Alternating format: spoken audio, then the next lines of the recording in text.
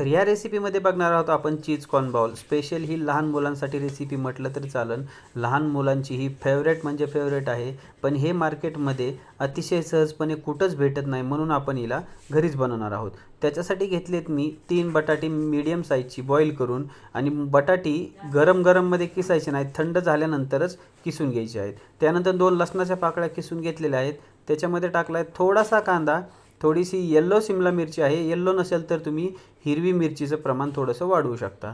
त्याच्यानंतर घेतलं हे चिल्ली फ्लेक्स थोडंच टाकायचं आहे.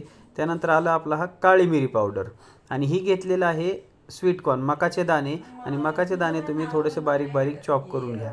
त्यानंतर टाकलं आपण ह्याच्यात हे ओरिगनो, पिझ्झामध्ये वापरतो ते ओरिगनो टाकलेलं आहे.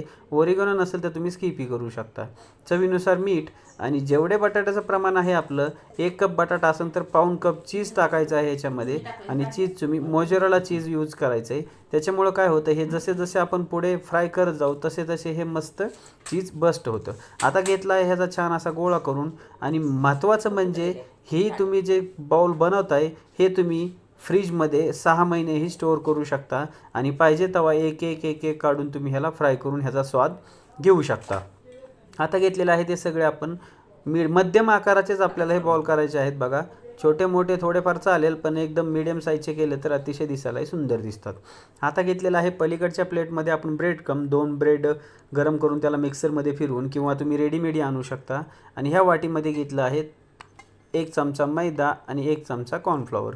दोन्हीचं प्रमाण सेम घेऊन आपल्याला हे असं मिश्रण पातळ करायचं आहे. जसं आपण ताक बनवतो ना घरी, त्या ताकासारखं पातळ करायचं आहे. आणि पहिला बाउल आपल्याला त्या ब्रेड क्रममध्ये असा मस्त घोळून घ्यायचा आहे, आणि तो घोळून घेतल्यानंतर परत ह्या मिश्रणामध्ये छान असा मिक्स करायचा आहे. ह्याच्यामध्ये मिक्स केल्यानंतर परत आपल्याला वरतून ब्रेड क्रम लावून असे सगळे बॉल आपल्याला बनवून घ्यायचे आहेत. पण तुम्ही जर स्टोअर करत असाल तर हे मिश्रणामध्ये आणि ब्रेड क्रममध्ये बुडवायचे नाही, असेच बॉल तुम्ही स्टोअर करायचे आहेत. आता सगळं झाल्यानंतर आपण ह्याला असं वरचं ब्रेड क्रम थोडंसं चिटकावं म्हणून गोल गोल गोल गोल हातात असं फिरवून घेऊया. आणि आता वळूया पुढच्या कृतीकडे. चला तर व्हिडिओ कसा वाटतं ते मला कमेंटमध्ये सांगा, आणि रेसिपी आवडली तर नक्कीच लाईक करून चॅनलला सबस्क्राईब करून घंटीचे बटन दाबा. आता हे एकदम तेल मध्यम गरम करायचं आपल्याला, जास्त गरम करायचं नाही. जसं वडापाव वगैरे भजी तळायला फुल गरम करतो त्याच्यापेक्षा थोडंसं कमी तेल गरम करायचं, आणि त्याच्यात हे बाउल सोडायच्यात. सोडल्यानंतर 20 सेकंद ह्याला हलवायचं नाही आहे, आणि 20 सेकंदानंतर ह्याला आलटी पलटी करून ह्याला छान असं ब्राऊन करायचं आहे.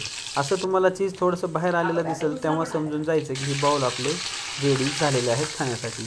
आता सगळे बाउल आपण हे सगळे छान मस्त असे हे गोळे फ्राय करून घेऊयात, आणि बघूया ही कसे झालेले आहेत. बघा कशी अतिशय सुंदर आणि छान दिसत आहेत. आणि लहान मुलं तर अतिशय म्हणजे खूपच आवडीने खातात. बघा, आतून पण एकदम हे मस्त चीज बस झालेलं आहे. आणि हे तयार झालेले आहेत आपले चीज कॉर्न बॉल. रेसिपी एकदा नक्कीच ट्राय करून बघा. रेसिपी आवडली तर लाईक करा, शेअर करा, कमेंट करा, आणि अमोल्स किचन या चॅनलला सबस्क्राईब केलं नसेल तर सबस्क्राईब करून घंटीचे बटन दाबा.